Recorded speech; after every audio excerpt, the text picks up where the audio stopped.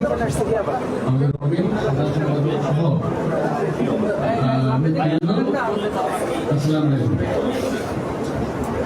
একটা এই মুহূর্তে একটা বিপজ্জনক অবস্থায় আমি আছি মনে করি।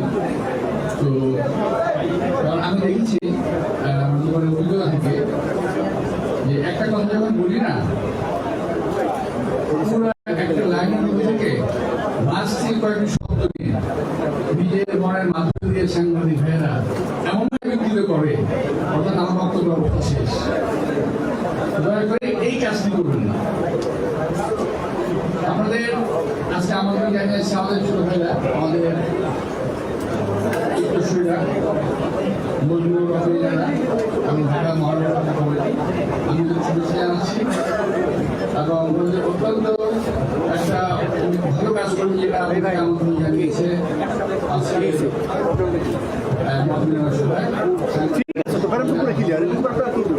আমাদের ভালোই লাগলো, খারাপ হয়নি। আমি ধন্যবাদ জানাই। তো আমি প্রথমেই একটা কথা দিয়ে শুরু করবো, সেটা হলো আমার সবাই সালাম একটা বক্তব্য বলেছেন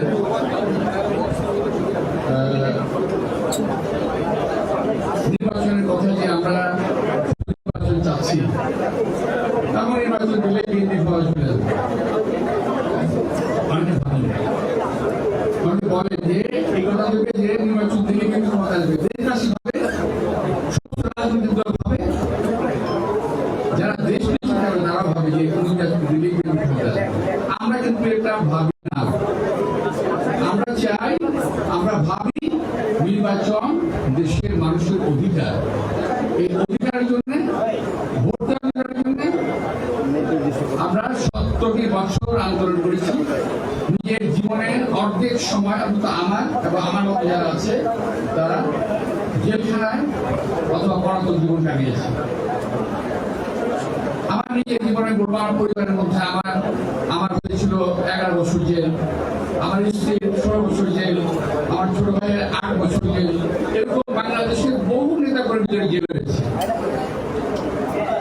তো ভাইয়েরা, তো আমরা যে আন্দোলনটা করছি 17 বছর, এই আন্দোলনে কি একেবারে কোনো কাজে লাগে নাই?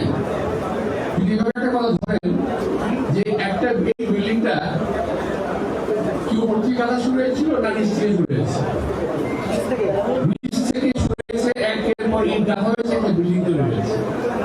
কেউ যদি ভাবেন যে আমরা একেবারেই আসমান থেকে নাজিল হয়েছি এবং আমরা সমস্ত কিছু আমাদের দখলে সারা বাংলাদেশ আমাদের সমর্থনে আছে, সুতরাং আমরা যা কিছু তাই করবো, এটা কিন্তু খুব ভালো লক্ষণ নয়। নির্বাচন দিলেই ক্ষমতা আসবে এই কথা যারা ভাবেন, এটা কেমন? এটা যদি ভাবেন, এটা যদি ভাবেনি আপনারা, তাহলে এটা কেন ভাবেন না যে বিএনপি একটা অত্যন্ত জনপ্রিয় একটা দল? এটা কেন ভাবেন না? বিএনপি ক্ষমতা নাই এখন, নির্বাচন দিলে বিএনপি লিগ করবে সে অবস্থা নেই। সুতরাং নির্বাচন দিলে যদি ক্ষমতা আসে, তাহলে আপনি ধরে নিতে হবে যে বিএনপি নির্বাচনে যাওয়ার মতো মানে জনপ্রিয়তা আছে। ওখানে আপনাদের ভয়টা থাকবে। জনপ্রিয়তা দল যদি ক্ষমতা যায়, আপনার অসুবিধা কি? আমরা তো বলছি না যে বিএনপি ক্ষমতা যাবে, যারা ভাবেন তাদের উদ্দেশ্যে বলছি। বিএনপি কখনো ক্ষমতায় যাওয়ার কথা বলে নাই, আগে বলে না, আমি বলছি। বিএনপি শুধু নির্বাচন চায়, ভোটের অধিকার চায়, কত বড় অধিকার চায়। আমরা আদায় করেছি কত বড় অধিকার। আজকে আমার সামনে অনেকগুলো সংবাদ টেলিভিশন বোধহয় করা হবে, 30টা টেলিভিশন আছে। আমার সংবাদপত্র 40টার উপরে আছে। একটু ভেবে দেখেন তো, একটু চিন্তা করেন। অবশ্য আমাদের অনেকের তখন জন্ম হয়নি। সকালবেলা ঘুম থেকে শুনি সমস্ত পত্রিকা বাতিল হয়ে গেছে। শুধু 4টি পত্রিকা চলবে: ইত্তেফাক, সংবাদ, মর্নিং নিউজ, বাংলার বাণী, এবং আমরা ফেলছে ওই ব্যাপারে তাই লেখা আছে, মানে একই প্রিন্ট, একই রকম। সমস্ত সংবাদপত্রের স্বাধীনতা কেড়ে নিয়েছে, প্রথম অধিকার কেড়ে নিয়েছে মানুষের। আজকে এই যে এত সাংবাদিক, এত সংবাদপত্র, এতে অনেক বেকার সমস্যার সমাধান হয়েছে না? দেখেন দেখুন, প্রত্যেক সাংবাদিক একটা পত্রে কাজ করেন, বেতন পান, টেলিভিশন হোক, পত্রিকা হোক। এই যে একটা সংস্কার, এটা কে করেছিল? শহীদ রাষ্ট্রপতি জিয়াউর রহমান। শুধু সংস্কারের কথা বলি আমরা, পার্লামেন্টারি গণতন্ত্র কে দিয়েছিল? দেশনেত্রী বেগম খালেদা জিয়া। বহুদলীয় গণতন্ত্র কে দিয়েছিল? দেশে আমাদের শহীদ রাষ্ট্রপতি জিয়াউর রহমান। এগুলো সংস্কার না? কোনদিন ঘোষণা দিয়েছি আমরা, কোনদিন বলেছি যে আমার কথা বলেছি আমি সংস্কারগুলো করবো, শুধু সংস্কার করবো, সংস্কার করবো, সংস্কার। এক ভোট থেকে আছে, কিন্তু আওয়াজও হচ্ছে, আস্তে আস্তে আওয়াজ স্থির হয়ে যাচ্ছে। আমার কথা একটু হতে পারে, দয়া করে সাজায় নিয়ে আমার একটু বার করে প্লিজ। দেশের পরিস্থিতি আজকে কেমন? আমার সাংবাদিক ভাই ভালো আছেন, কথা বলতে পারেন, কিন্তু একটা সময় ছিল এই কদিন আগে, 5 আগস্ট আগে, এই সাংবাদিক ভাইদের মধ্যে অনেকেই, এই টেলিভিশনের মধ্যে অনেকেই, অনেকে বলতে আমি বলবো 95% সরকারের কথা বলতে চলতে বাধ্য হয়েছে। আমি বারবার কথা বলেছি, কথাটা আমাদের অনেকেই বোধহয় ভালো লাগে না কিংবা আমরা বলতে চান না। আমি বারবার বলেছি, বাংলাদেশে সংবাদপত্রের স্বাধীনতা আছে, বরাবর ছিল, এখনো আছে, কিন্তু সাংবাদিকদের কোনো স্বাধীনতা নাই। আমার কথা বুঝতে পেরেছেন? সাংবাদিকের মালিক, সংবাদ মালিক যদি বলে দেয় কোন সাংবাদিকদের তোমাকে এটি করতে হবে, আওয়ামী লীগ বলে সেটা বলতে হবে, এটি করতে হবে, তো তাকে সাধ্য কিছু করার, কিছু করার নেই। আমাদেরকে সেখানে নিয়ে যেতে হবে দেশটাকে, সংবাদের স্বাধীনতাকে, এই সাংবাদিকরা যেন তার আসল কথাটা জনগণের সামনে তুলে ধরতে পারে।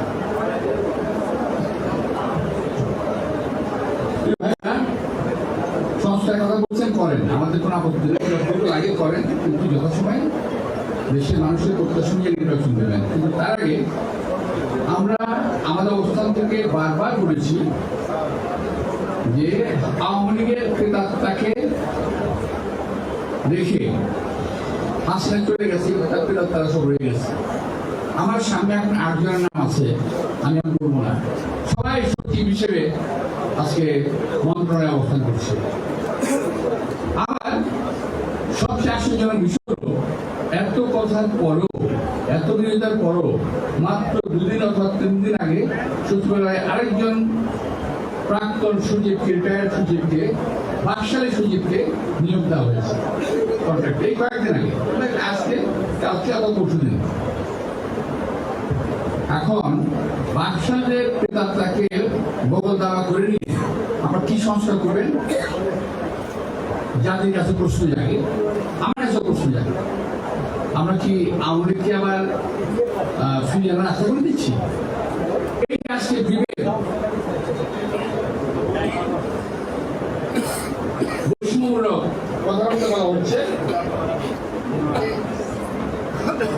এই কিছুক্ষণ আগে আমাদের ছোট ভাইকে বলা যাবে না, এখন আমাদের ছেলেরা যারা নাকি আন্দোলনের স্ফুলিঙ্গ হিসেবে কাজ করেছে 5ই আগস্ট,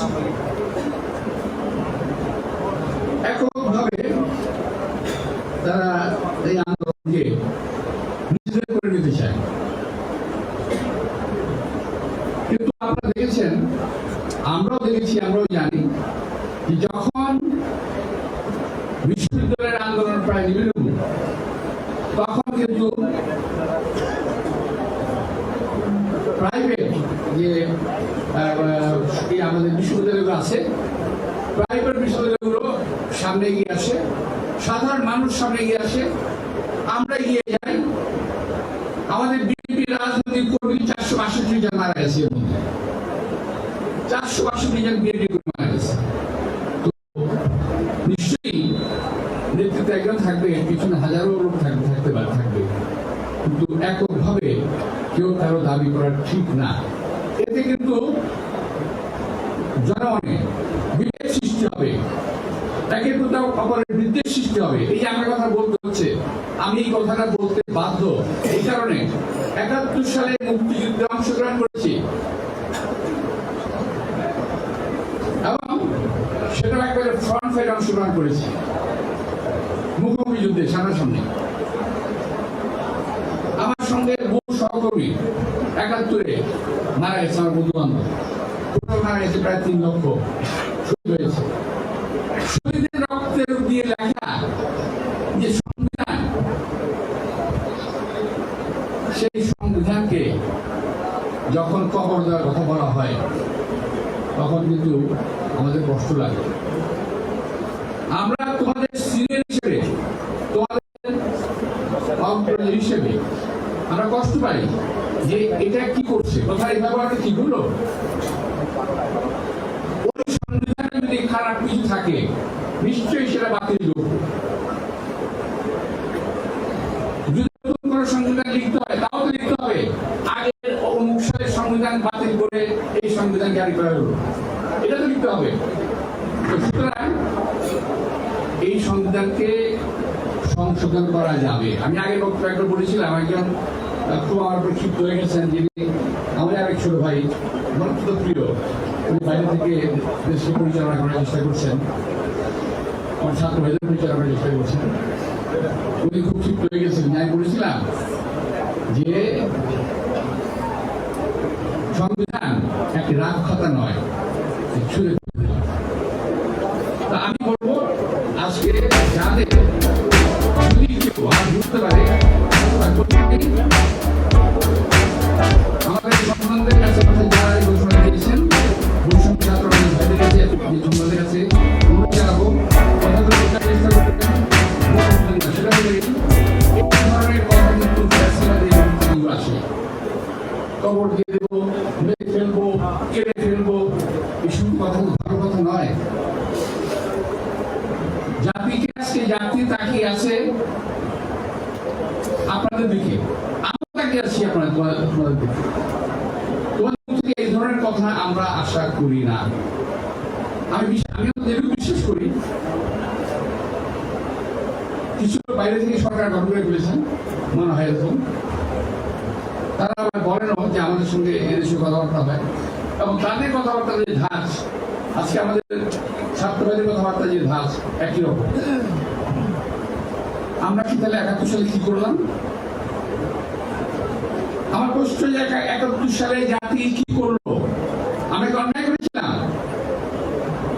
আমি জানি একটা পক্ষ বলবে যে হ্যাঁ, ওই দিন পাকিস্তান থেকে বাংলাদেশ স্বাধীন করে এখন অন্যায় করেছে, বলতে পারেন, স্বাধীনতা আছে। কিন্তু আমরা কি অন্যায় করেছিলাম যুদ্ধ করে, এই দেশকে স্বাধীন করে? ৫ সাল কায়েম করলো আওয়ামী লীগ, হাসিনা দেশটাকে ১৫ বছরে শেষ করে দিল। আমি কালকে বলেছি, প্রায় ভারতের অঙ্গরাজ্য পরিণত করেছিল। এখান থেকে উদ্ধার করার জন্য তো আমরা ১৭ বছর আন্দোলন করছি। আমাদের আন্দোলনের, আমাদের কথা কোনো মূল্য নাই। এককভাবে কোনো মতামত না নিয়ে, শ্রীনির্দেশিকা কথা না বলে এই কথা বলে যাবে ঠিক হলো? আমি ৭২ সংবিধানের সমর্থক নই, আমি ৭১ মুক্তিযুদ্ধের রক্তের সমর্থক। আমি মুক্তিযুদ্ধ হয়েছিল বলেই এই সংবিধান, যদি মুক্তিযুদ্ধটা যদি ৭১ আগেই শেষ হয়ে যেত, অর্থাৎ ৭১ প্রথম দিন শেষ হয়ে যেত, তাহলে সংবিধান লেখা হতো বোধ হয় ৭১ কি করতেন? ডিসেম্বরে আত্মসমর্পণ করলো, তো সুতরাং এই সংবিধানটা করতে হলো। তখনও পাইছিল সংবিধান করতে হলো, দেশ শুদ্ধ হতো। দেশ সবাই যায় না, এখন যেমন করতেছি এভাবে একটা দেশ সবাই। সুতরাং প্রিয় ভাইরা, আজকে আওয়ামী লীগের দোষরদেরকে মন্ত্রণালয়ে রেখে, এই যে আগুন লেগেছে না কয়েকদিন আগে এখানে মন্ত্রণালয়ে, তারা কিন্তু আরেকটা আগুন দিয়েছিল, জানেন না কি? এটা ওই যে শ্রীপুরের বাঁশের মতো আগুন লেগেছিল, মাল বহনকারী বাড়িতে 7 দিন পর পর দুটা বাড়ি আগুন গেছিল। আনসার বিদ্রোহ হলো, আর কত কিছু হবে, কত কিছু হওয়ার সুযোগ আমরা দিচ্ছি এবং দেবো। কেন? জাতিকে এবং দেশকে দয়া করে বিভেদের দিকে ঠেলে দেবেন না। আমি অনেক কাজ করেছি, অনেক ভালো কাজ করেছি, যদি বলি আমি শেয়ার করবো, কিন্তু আমার ভালো কাজ করার বিনিময়ে আমার দেশ এবং জাতিকে আমি বিভক্ত করতে পারি না। সুতরাং প্রিয় ভাইরা, আজকে এই সমস্ত কথাবার্তা আমরা বুঝি, আমরা জানি এই বয়সটা আমাদের ছিল, এই 26 বছর বয়স, 25 বছর বয়স, 30 বছর বয়স। আমার তো একবারে 26 বছর বয়স হয় নাই, একদিন থেকে শুরু হয়েছে, এক মুহূর্তে শুরু করতে আজকে আমাদের 75 বয়স হচ্ছে। তোমাদের একদিন হবে, বুঝতে পারবে। সেদিন যদি কেউ বলে যে আমরা তোমাদের এই সংগ্রামে ছুঁড়ে ফেলে দিলাম, তখন তোমাদের কেমন লাগবে? সেদিন যদি আসে বলে, কিংবা দুদিন পরে যদি কেউ বলে যে তোমাদের সংগ্রামে ছুঁড়ে ফেলে দিলাম, তোমাদের মতো কেউ আবার চলে আসে নতুন করে, তখন কি হবে? সুতরাং কথাবার্তা বলার সময় একটা জিনিস মাথায় রাখতে হবে যে আমাদের দেশে একটা ভালো প্রতিবেশী নাই। একটু মাথায় রাখতে হবে যে আমাদের দেশের পাশে যারা আছে তারা কখনো বাংলাদেশকে স্থির থাকতে দিতে চায় না। আমাদের মনে রাখতে হবে যে আমরা ওদের সুযোগ দিতে চাই না, কিন্তু দেবো না। আজকে বাংলাদেশ নিয়ে কত কথা বলতেছে, কেউ কেউ তো চট্টগ্রাম নিয়ে যায়, কেউ লালমনিরহাট নিয়ে যায়, কেউ দিনাজপুর নিয়ে যায়। বাবা, বাংলাদেশ না, সম্ভব না। তো আমি যেটা বলতে যাচ্ছি এখন, আমাদের এই যে আগুন, এই যে বিদ্রোহ, এই আনসার বিদ্রোহ ইত্যাদি ইত্যাদি, এই সমস্ত বিষয়গুলো এমনি হচ্ছে না, কাউকে হচ্ছে না, কেউ না কেউ উস্কানি দিচ্ছে এবং তারা সচিবালয়ে বসে আছে। এবং তারা আজকে এই যারা এখানে উপদেষ্টা বিন্দু আছেন তাদের সহযোগী আছেন, কারণ কি কেউ এই সচিব আছেন, সবাই কিন্তু আমরা চিনি। এরকম মাথা রাখতে হবে। আচ্ছা, এবার আমি একটু অন্য কথায় আছি। যেগুলো বলছি ভাই, প্রধানত একটু সাজাই লিখি না, কিন্তু খবর আছে আবার।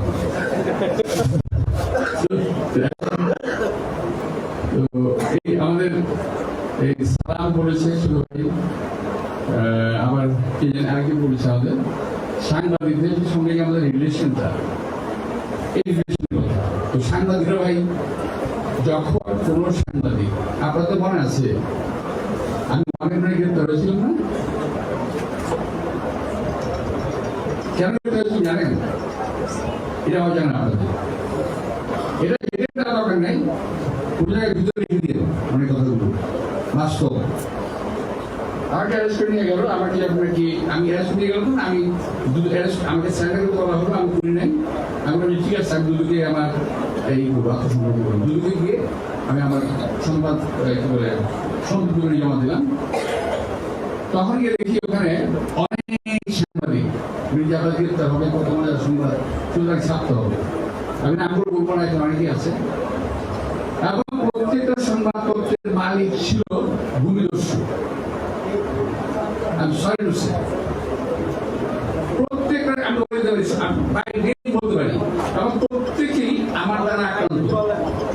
আমি সবাইকে ধরেছিলাম, আমি একটা নাম বলতে পারি, আমি সবাইকে ধরেছিলাম, আটকে দিয়েছিলাম। ফলে সমস্ত সাংবাদিকরা আমার বিরুদ্ধে করলো, এমন একটা লিখলো,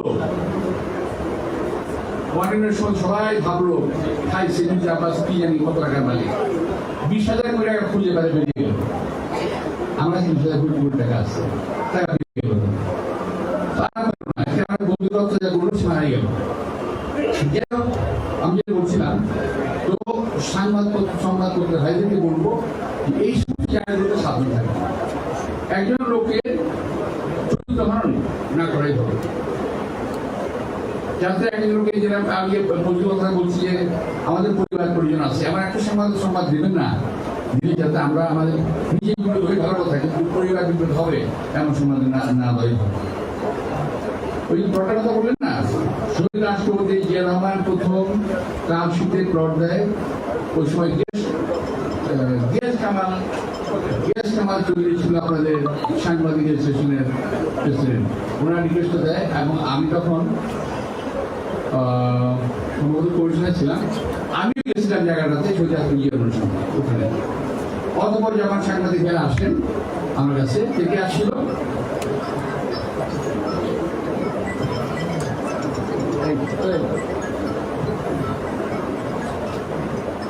তো পরবর্তী পর্যায়ে সময় আমাদের 2-3 জন সাংবাদিক আমার কাছে আসে এবং তাদেরকে আমি খুব স্নেহ করতাম, সাংবাদিক সবাইকে স্নেহ করতাম, কিন্তু তাদেরকে আমি তাদের কথা মতো রাজি হয়ে প্রবলেম দিলাম। জানেন কি আশ্চর্য ব্যাপার, আমার বিরুদ্ধে মামলা কিন্তু এখনো চালু। আমি নেক্সট যে ডেট আমার আছে এই মামলা নেক্সট তারিখ আমি ধরে করবে, আমি আপনাকে আমন্ত্রণ জানাবো, আপনারা সবাই থাকবেন যে একটা কথা ভুল মামলা হতে পারে। 200 সাংবাদিক প্লট পেয়েছে, 280 সাংবাদিক প্লট পেয়েছে, একা আমি আসামি, একা আমি প্লট দিয়েছি। যারা বেনিফিশিয়ারি তারা কেউ আসামি হয় না, আর যারা বেনিফিশিয়ারি তারা দেখে এই মামলা আমাকে গ্রেফতার করা হলো, একটি কথা শোনা করতে দেখেন, এই মামলা করে হাজির দিতে হয়, একটি কথা শোনা করতে দেখা হয় না। তো ভাই ওরা আমার কথাকে আসছিল যে আমাদের একটা প্রোগ্রাম আছে, আপনি যাবেন। আমি ওদেরকে খুব, আপনি জানেন আমি একটু ঢাকার মানুষ, তো সরি আমি খুব ওদেরকে রাগ করে কথা বললাম ভীষণ ভাবে, এই কথাগুলি বলছি, এই কথা বলি কোনো কথা ছিল এখন কেন আসছো আর কথা বলেন। তা আমি ওদের নামগুলো আমি কানে বলে তোমাদের এখন না। তো যাই হোক, এখন তোমাদের যেটা কথা যে সাংবাদিক এখনো প্লট পায় নাই, আমাদেরকে আমার প্লটের ক্ষমতা নেই এই মুহূর্তে। আমি তো দৃঢ়ভাবে বিশ্বাস করি আগামী দিনে আমার মধ্যে আসবে না যে সাংবাদিক প্লট দিবে, এটা বলে দিচ্ছে। এত সহজ না, এত এটার জন্য ভাই বুকে জোর লাগে, মনে সাহস লাগে। তো যাই হোক, আমি সবাইকে আবার অনুরোধ করছি যে দয়া করে একটা শেষ করি। প্রথমত আন্দোলন 24-এর আন্দোলনকে কেউ ব্র্যান্ডিং করার চেষ্টা করবে না, কেউ জাতিকে আপনাদের বক্তব্যের মাধ্যমে, অহংকারী বক্তব্যের মাধ্যমে, যে অহংকারকে আল্লাহ তারা পছন্দ করেন না। যিনি আজকে বক্তব্য দিয়েছেন তাকে অনুরোধ জানাবো, আমাদের সন্তান টেলিভিশনের ক্যামেরায় দেখেন আপনি কি বলেছেন এবং এই কথাটা কি ধর্মীয় ভাবে চলে কিনা। অহংকার আল্লাহ তাআলা পছন্দ করেন না। অহংকার করেছিল, কত হয়ে গেছে, অহংকার কত হয়ে গেছে। সুতরাং এমন কথা না বলাই ভালো যে কথাবার্তা আল্লাহ তাআলা পছন্দ করেন না, এমন কথা না বলাই ভালো যে কথা দেশের মানুষ পছন্দ করবে না। জাতির ভিতরে দয়া করে আপনার বিভক্তি আনবেন না। আমার এটাই হলো কথা। এত কষ্টের অর্জন হাসিনার পতন, সেই কষ্টের অর্জনকে দয়া করে কয়েকজনের ইশারায় কথা বলে, এই বাকশীলতা করে জাতিকে বিভক্ত করবেন না। এটা আমার সর্বশেষ করবো। আবারও বলছি যে ওই সংবিধানটা লেখা হয়েছিল 71-এর 3 লক্ষ শহীদের রক্তের বিনিময়ে লেখা সংবিধান। আমাদের গায়ে খুব লাগলো। এই সংবিধানে গত স্বাধীনতার পর থেকে এই সংবিধান চলে আসছে। যারা এই সংবিধানকে যারা মিসইউজ করেছে, যারা অপব্যবহার করেছে, তাদের বিরুদ্ধে অবস্থান নেন। আরে ভাই, মাথা ব্যথা হলে কি মাথা কেটে দিতে হয়? মাথার ব্যথা হলে মাথা কেটে দিতে অবস্থিত হয়। সুতরাং যারা করেছে অপব্যবহার, তাদের বিরুদ্ধে অবস্থান অর্জন যে করা দরকার সেটা করেন। আমরা আছি সঙ্গে। আপনাদের সবাইকে আন্তরিক শুভেচ্ছা এবং ধন্যবাদ জানিয়ে বক্তব্য শুরু করছি।